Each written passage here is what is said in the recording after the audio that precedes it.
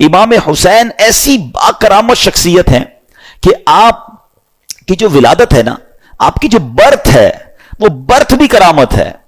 آپ 6 مہینے میں آپ کا جو حمل تھا، ماں کے پیٹ میں آپ رہے، وہ 6 مہینے رہے. اور یاد رہے کہ پوری دنیا میں سیدنا یحییٰ علیہ الصلوۃ والسلام اور امام علی مقام امام حسین کے علاوہ کوئی ایسا بچہ زندہ نہیں رہا جس کی مدت حمل 6 ماہ ہوئی ہو. یعنی آپ فرام دا ڈے 1 آپ کی ولادت ہی کرامت ہے. اور سبحان اللہ، آپ کے رخسار مبارک کا حال یہ تھا، آپ کے چہرے پر نور ایسا تھا کہ آپ کے دونوں رخسار سے ایسا نور نکلتا تھا کہ کمرے اور دیواریں روشن ہو جایا کرتی تھیں. اور کیوں نہ ہو، کس کے نواسے ہیں، کن کے پھول ہیں، آقا کی نگاہوں کے تارے ہیں. اب یہ جو امام حسین رضی اللہ تعالیٰ عنہ جب کربلا کے لیے روانہ ہوئے نا، تو آپ سے مزید کرامتوں کا ظہور ہوا. اور علماء کہتے ہیں یہ جو کرامتیں تھیں نا، بیسیکلی یہ اتمام حجت کے لیے تھیں، مزید ان کو سمجھانے کے لیے تھی کہ دیکھو میں کون ہوں، میرے ساتھ کیسے معاملات ہو رہے ہیں، مجھ پر ظلم نہ کرو. مگر ان ظالموں کی آنکھوں پر لالچ کا ایسا پردہ تھا. امام حسین فرسٹ آف آل آپ نے مدینے سے کوچ کیا اور آپ مکے آئے. اب اسی راستے میں سیدنا ابن مطیع رحمۃ اللہ تعالی سے ملاقات ہوئی.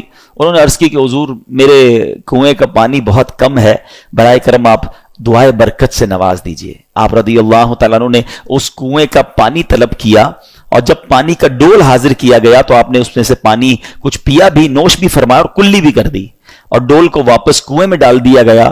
جب وہ ڈول پانی جو ہے وہ کنویں میں گیا، کنویں کا پانی بھی بڑھ گیا اور میٹھا اور لذیذ بھی ہو گیا.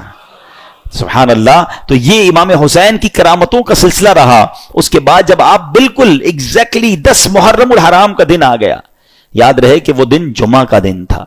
10 محرم الحرام جب یہ واقعہ ہوا، کربلا کے میدان میں آپ خطبہ ارشاد فرما رہے ہیں، ان کو سمجھا رہے ہیں کہ دیکھو میں کون ہوں، یہ ظلم مت کرو. تم کیا جواب دو گے جس کا کلمہ پڑھتے ہو اس نبی علیہ الصلوۃ والسلام کو؟ اس وقت آپ کے جو خیمے تھے جہاں خاندان کے افراد تھے، وہاں خندق میں ایک آگ بھی جل رہی تھی.